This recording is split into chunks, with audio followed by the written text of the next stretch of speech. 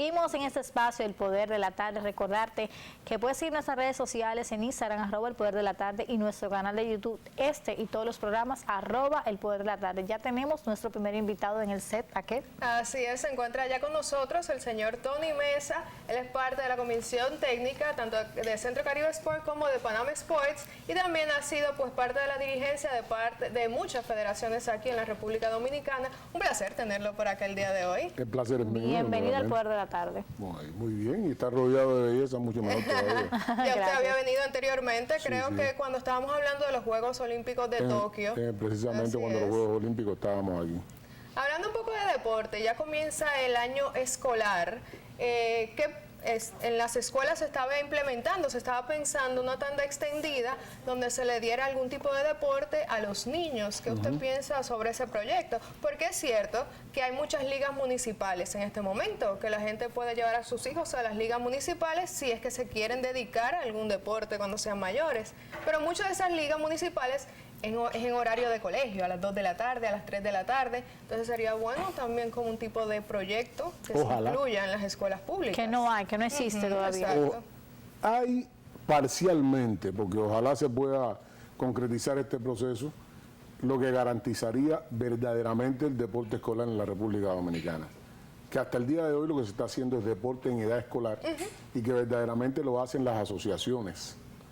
Y esas asociaciones y los clubes son los que están haciendo el deporte escolar, porque aún todavía no se ha concretado una supervisión continua por parte del INEFI para lograr que en las escuelas se cumpla primero con los horarios de educación física, que muchos directores a veces no lo tienen en cuenta, y por supuesto, si no tienen en cuenta una asignatura que es curricular, es muy difícil que se logre también la parte de la educación del deporte escolar, que hasta ahora el INEFI lo ha logrado con las convivencias y todo eso, pero que no es el colofón real de un currículum bien estructurado, como es el currículum dominicano, para lograr los objetivos de la educación física y el deporte escolar.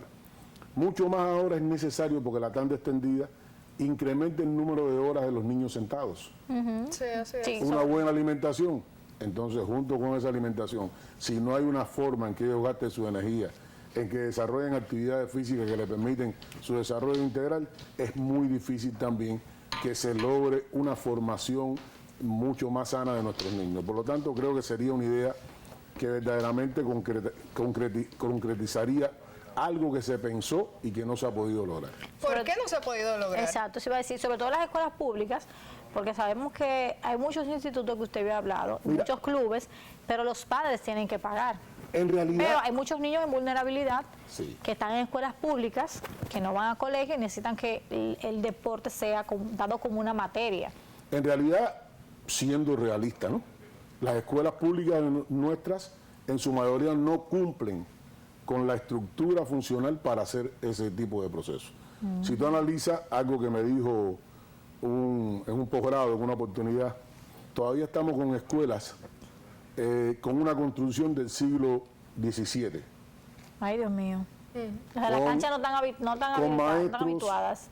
Con muchos maestros que se formaron en el siglo XIX y con niños que están en el siglo XXI. Hay una dicotomía tremenda. Y si tú te fijas, la escuela tiene una sola cancha para dar baloncesto, voleibol, a pesar de que el currículo es mucho más amplio. Y algunos todavía están pensando que la escuela se va a hacer deporte, la escuela se va a hacer educación física y en otro horario se hace el deporte. Por otra parte, también el maestro de educación física tiene 2 tandas y a veces un maestro para 800 estudiantes.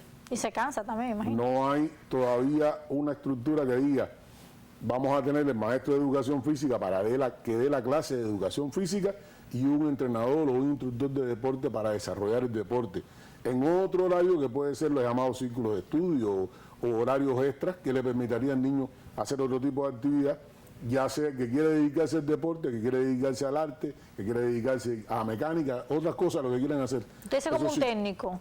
Esos círculos que se crean en la escuela que le permiten en horarios extras fuera de lo que es el horario lectivo de clase, hacer otras actividades. No hay todavía.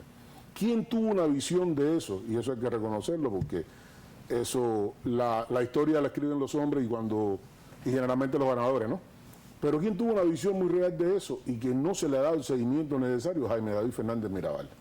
Cuando creó unos diplomados de instructores deportivos, que después le llamaron monitores deportivos, Oh, y sí, que, sí, y que verdad. fueron nombrados en algunas escuelas y después se desvirtualizó por entero, porque utilizaron los monitores deportivos para dar clases de educación física.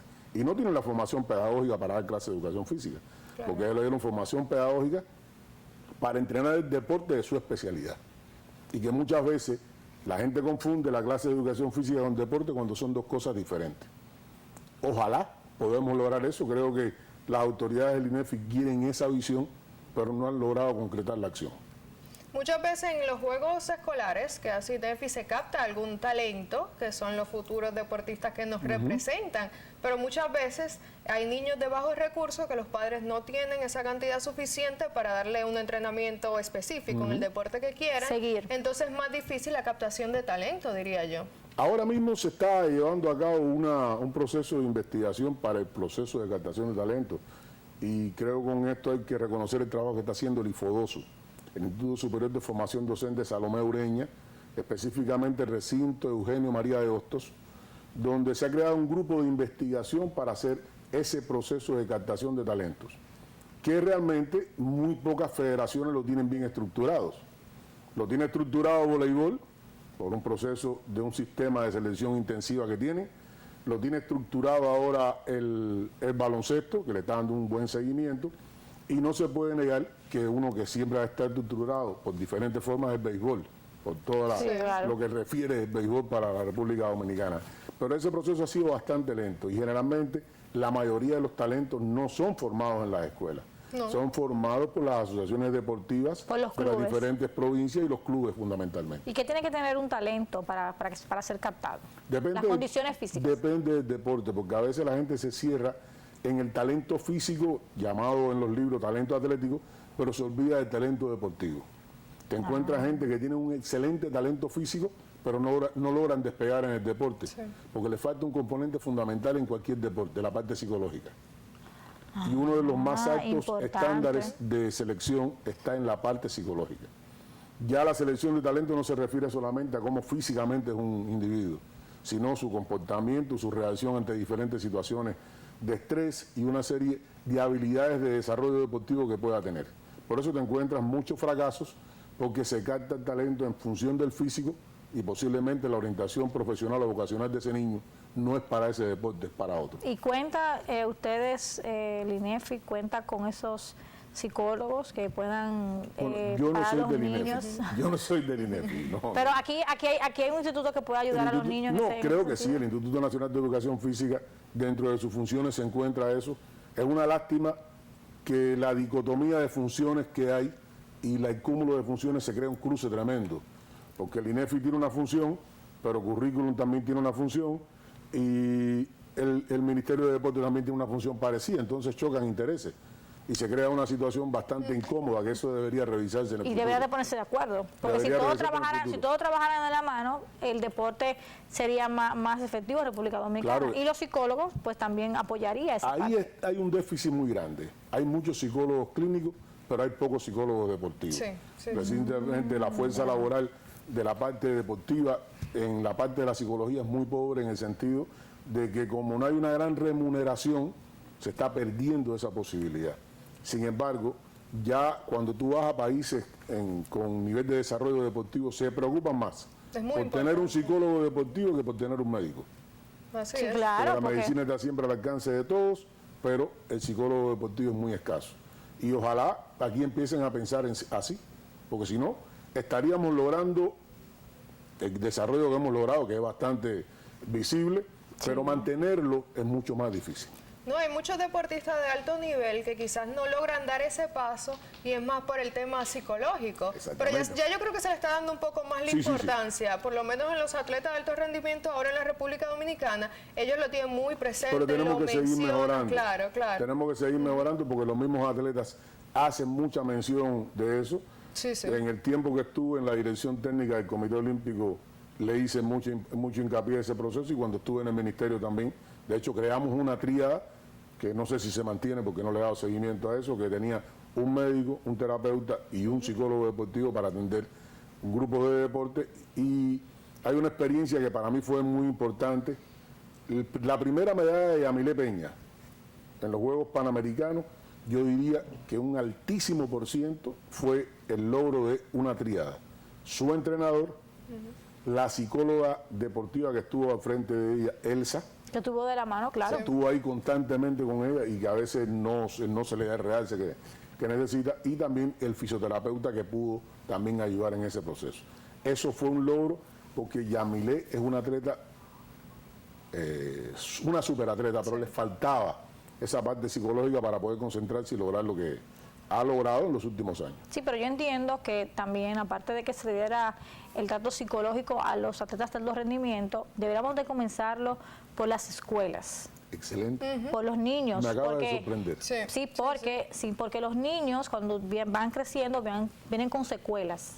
Entonces, si se prepara de Me acaba de si se sorprender. prepara de este niño, pues entonces ya cuando va creciendo ya preparado psicológicamente, ya tiene otro tipo de pensamiento, va enfocado a lo que quiere.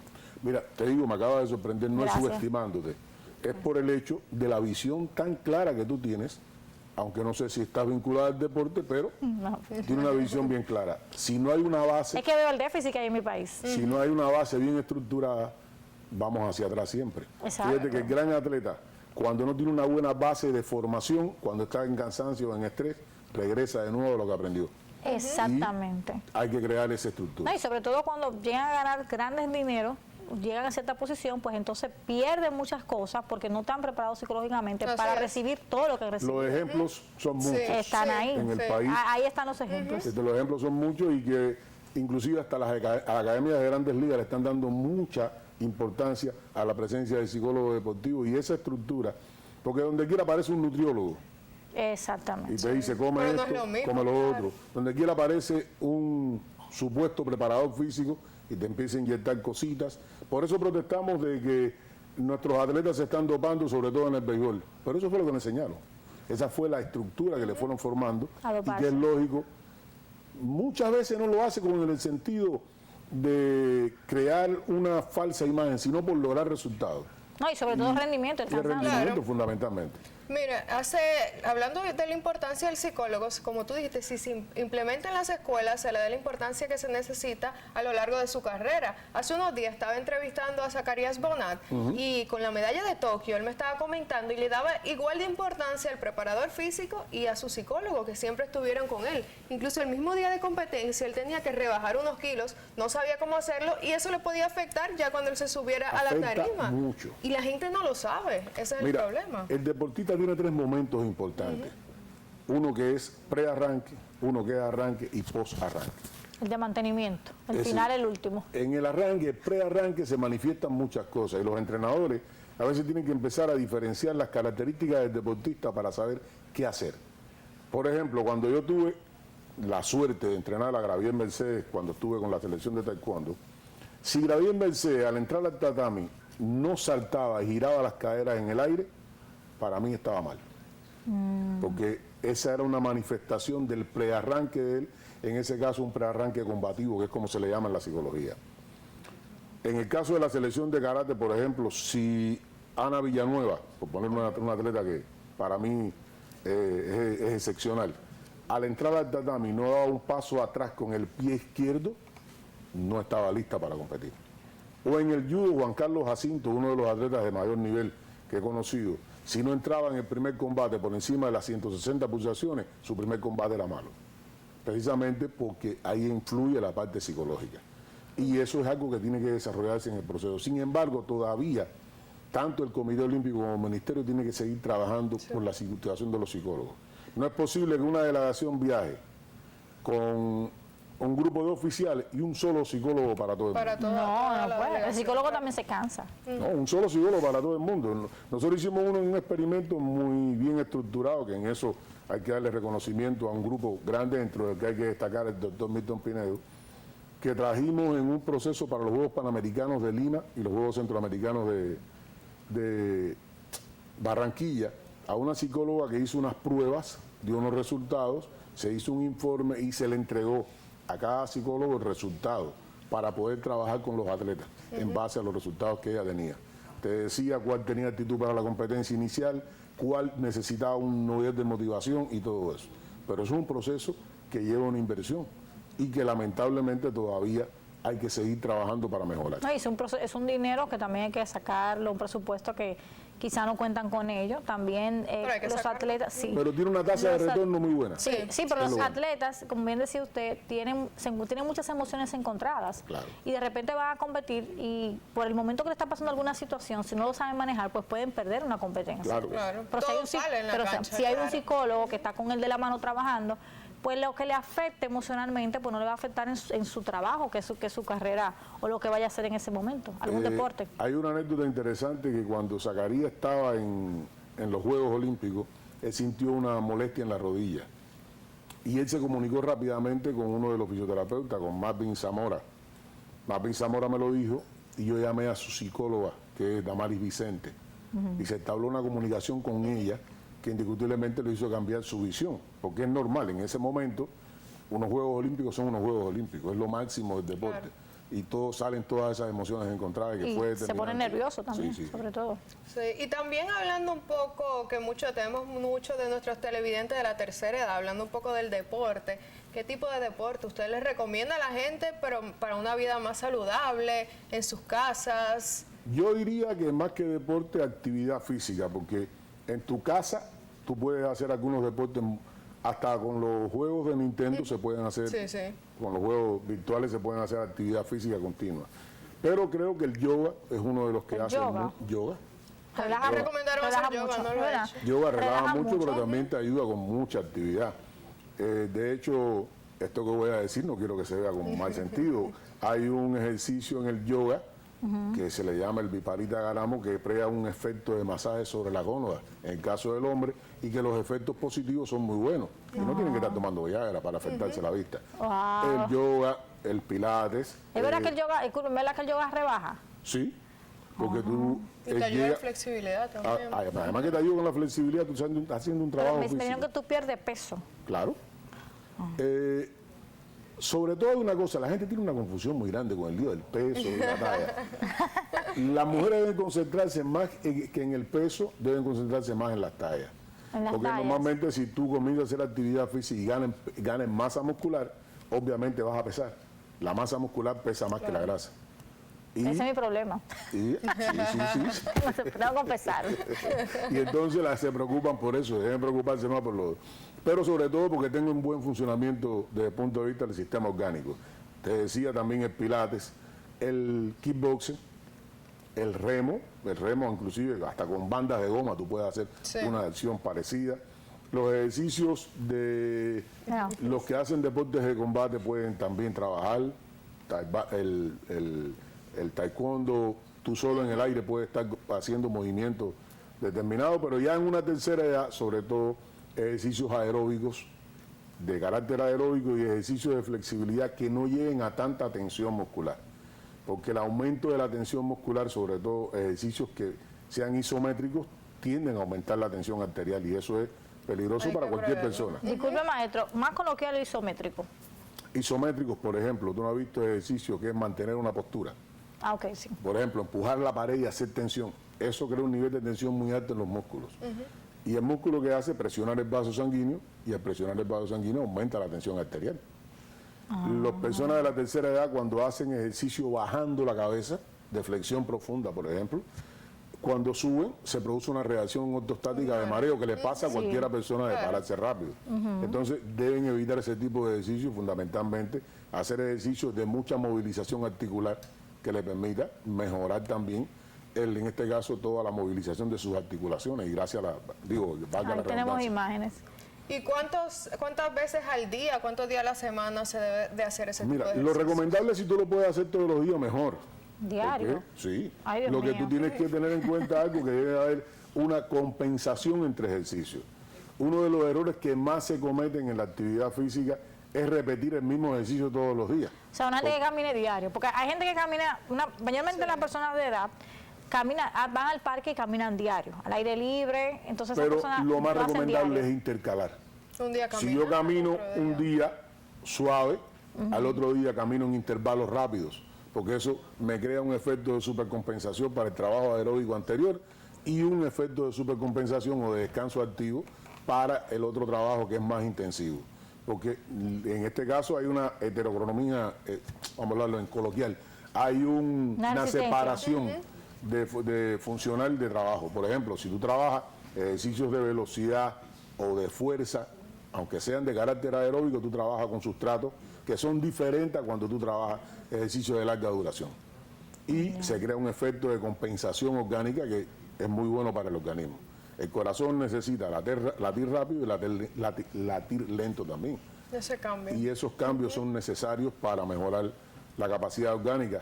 Ahí es que se logra el principal elemento de mejoramiento cardiovascular. Si tú haces ejercicios de fuerza 3 días a la semana, puedes hacer ejercicios de resistencia 2 días a la semana. Y aunque los ejercicios aeróbicos moderados te ayudan a mejorar en cuanto al nivel de radicales libres, es decir, de envejecimiento prematuro, para decirlo en otra, esa combinación es necesaria. La bicicleta, ¿qué tan efectiva sería? Muy Sí, buena. es muy buena. Es una de las mejores ejercicios, igual que patinar, correr, nadar, bailar. Bailar. La Excelente. zumba. La zumba es muy buena, Sí, sí. porque la zumba es un ejercicio de alto impacto que actúa mixta. Trabaja lo anaeróbico y trabaja lo aeróbico a la misma vez. Y te mejora mucho desde el punto de vista cardiovascular y respiratorio. Las lesiones. Muchas personas comienzan y hacen ejercicio todos los días, mayormente personas de tercera edad, y se lesionan, el dolor de la espalda. ¿Cómo prever ese tipo de lesiones? Los estiramientos son fundamentales en esas edades. Sobre todo, Y los jóvenes también, me imagino. todo el mundo sufre porque se produce. El ejercicio físico, por ejemplo, cuando tú haces pesas en un gimnasio, se producen microlesiones. Y esas microlesiones tienen que llevar un proceso de recuperación.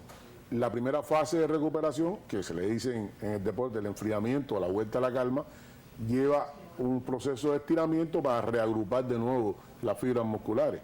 Y esos estiramientos tienen una técnica. A veces vemos gente haciendo unos estiramientos que están fuera de lugar, o haciendo un ejercicio de fuerza que no contribuye ni siquiera con la palanca articular o con el movimiento, y vienen las lesiones. Lo primero es conocer la técnica del ejercicio. Tú te ves gente haciendo abdominal y con las manos cruzadas aquí atrás, alándose el cuello, con la posibilidad de crear una rectificación de los lordosis cervical, Eso dolores en el no es cuello. correcto que uno haga abdominales así. No. Ay, pero mira, yo Crea estoy mucha mal. tensión, yo Crea estoy mucha mal, tensión en el entonces. cuello, mejor ponte los brazos aquí adelante, o agárrate las orejas que no tiene forma de agarrarlas. No. Entonces, Ya, Aquí lo puedo hacer aquí. entre cruzados es mucho menos peligroso que hacerlo alando el cuello. Entonces, por eso es importante la técnica. Lo segundo, después de cualquier ejercicio, tener en cuenta que los ejercicios no son para morirse. Hay gente que quieren hacer un tipo de entrenamiento insano, que es un tipo de entrenamiento, pero que ese insano lleva otros procesos de Es el recuperación. que le hace mucha pesa, mucho ejercicio, Sí, mucha sí, cosa. Insanity le dicen Ajá, el ya, método. sí, sí, Pero eso es para personas que están en condiciones de realizar esos ejercicios. Y entonces, el otro elemento es un buen estiramiento, una buena vuelta a la calma para que el organismo regrese a su posición normal. Si lo diríamos en términos fisiológicos, para que regrese a su homeostasia, es decir, a su equilibrio interno. Eso es fundamental. Y por supuesto, si se logra hacer un ejercicio combinando un día trabajo aeróbico, un día trabajo mixto, un día trabajo fuerza, es mucho mejor. Lo mínimo que puede hacer serían al menos una persona, para hacer un buen ejercicio, 3 días en la semana. 3 días. 3 días. Y lo que hacemos Para 4 o comenzar, 5 No, eso es lo mínimo. Lo mejor es hacerlo todos los días. todos los días. Todos los días, teniendo en cuenta que tú tienes que tener también descanso. El músculo y el organismo necesita descanso. ¿Cómo tú se recomienda? O sea, como yo tomo descanso de mi cuerpo si voy 4 veces a la semana al gimnasio. fin de semana quizás. Fin de semana, 3 días a la semana. Cuando tú dices 4 días, ¿cuáles son esos 4 días? Lunes, martes, miércoles y jueves. Entonces te queda viernes, sábado y domingo sin hacer nada. Ya Exacto. perdiste la compensación. Ah, Dios mío. Ya perdiste la compensación. Mejor de dejar eso. un día libre en la Es semana. mejor dejar un día libre en la Ok. semana, hay una recuperación y después mejoras nuevamente. En ese efecto de importante. recuperación se produce un efecto llamado supercompensación, que todo lo que tú gastas lo recuperas por encima del nivel normal una vez tengas la compensación adecuada. Por ejemplo, tú quieres aumentar masa muscular, si tú hiciste pesas hoy, hiciste un trabajo para hipertrofia muscular, tú vas a descansar mañana y pasado, el nivel de sustrato está alto, trabaja ahí y sigue aumentando la masa muscular. Que muchas veces vas a los gimnasios y te pones a hacer pesas sin tener en cuenta tu índice de fuerza máxima, el porciento que necesita. Todo eso lleva un proceso. La gente cree que la actividad deportiva y la actividad física es simplemente hacer el ejercicio. Lleva un estudio porque Sí, ya veo. no estás trabajando con un individuo solamente, estás trabajando con todos sus sistemas orgánicos. Y por eso muchas veces tiene resultados en un momento y luego llega una meseta que no mejora más. Te Y quedas entonces estancado. quieres ponerte más y viene una lesión. Sí, porque no sabe cómo hacerlo. Exactamente. Por ejemplo, la gente que camina todos los días, es más factible que yo camine hoy una distancia, pero que mañana yo me proponga la misma distancia, pero en menos tiempo.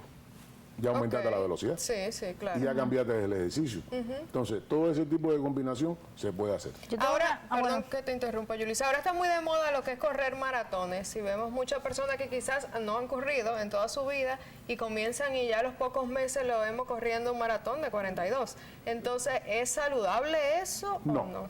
yo diría que no. Ahí Personas hecho- quizás de la tercera edad que no de tienen hecho, el físico para hacerlo. los maratones, los maratonistas casi siempre terminan con muchas lesiones de rodilla, tobillo y columna vertebral. Eso me iba a decir. Precisamente está trabajando sobre una articulación de carga y muchas veces sin el calzado adecuado. Así Muchas es. veces sin el calzado adecuado, en la técnica de carrera adecuada en superficies duras. Yo no voy a decir que mucha gente, no, se me dañaron los riñones. No, no son los riñones. Se daña primero el cuadrado lumbar, toda la región de la columna vertebral, en la región lumbar se va dañando porque es Un choque. un choque, constante. sobre todo en tus articulaciones. Los maratonistas, los que hacen maratón verdaderamente, no corren todos los días 42 kilómetros. No, claro. Hacen Pero tienen diferentes tipos de trabajo. una ¿Y qué- preparación ¿Y previa. qué de las personas que corren diario? Mucha gente que van al parque y corren diario, y he visto personas allegadas que se le atrofia la rodilla. ¿Qué tan efectivo es que usted no corra tanto? ¿O cómo es la forma adecuada de usted correr para que no se dañe su Lo rodilla? ideal es que, como dije, esa necesidad de descanso es preponderante. Tú no puedes correr todos los días de la misma forma todos los días. Tú puedes cambiar los ejercicios, porque si tú corres hoy, todas estas articulaciones de carga que sufrieron un estrés continuo, mañana deben descansar y tú debes hacer un descanso activo con otro tipo de ejercicio. Claro. Por ejemplo, si yo corrí y mi interés simplemente es trabajar actividad aeróbica, yo mañana en vez de correr monto bicicleta y no tengo sufrimiento sobre las articulaciones de carga. No tengo ese estrés continuo sobre ellas.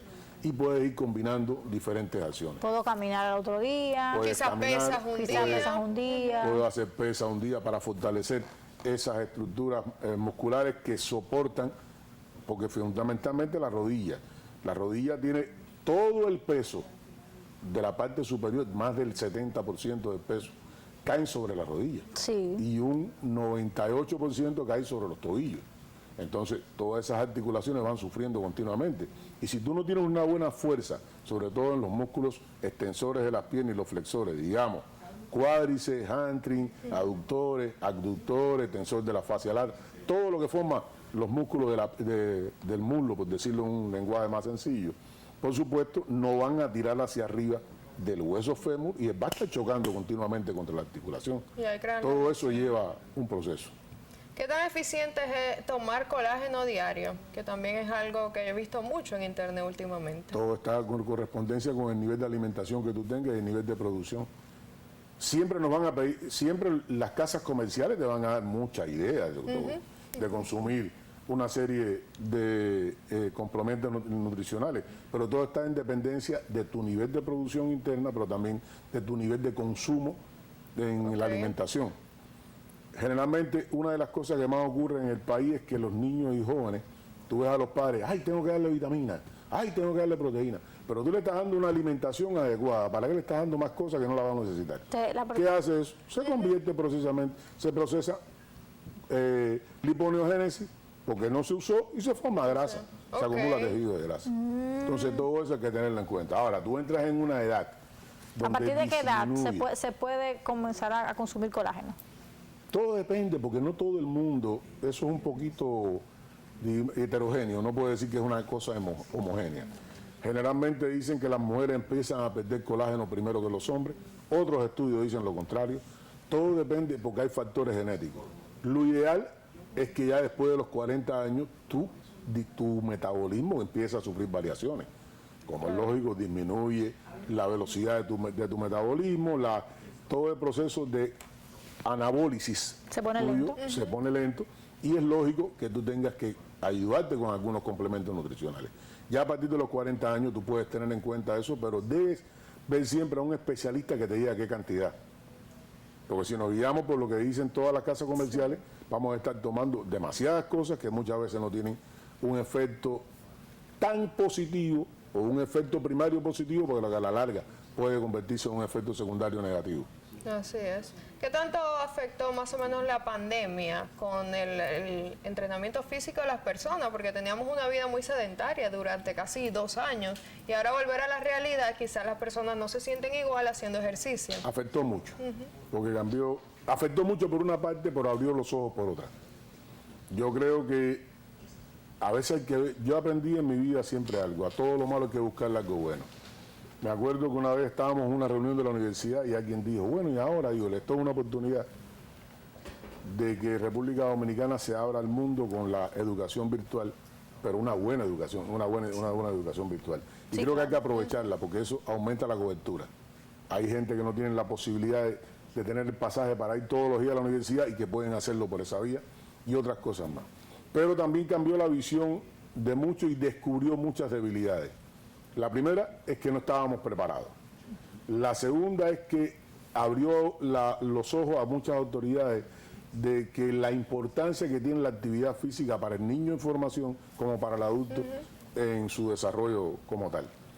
Y por supuesto, como era una población, y hay que hablarlo así, la población dominicana no estaba preparada, muchos perdieron la noción de hacer actividad física, muchos niños abandonaron los deportes porque no existían las herramientas para seguir practicando y mejorando, y que se dedicaron a ver películas en Netflix o a hacer lo que pudieran hacer.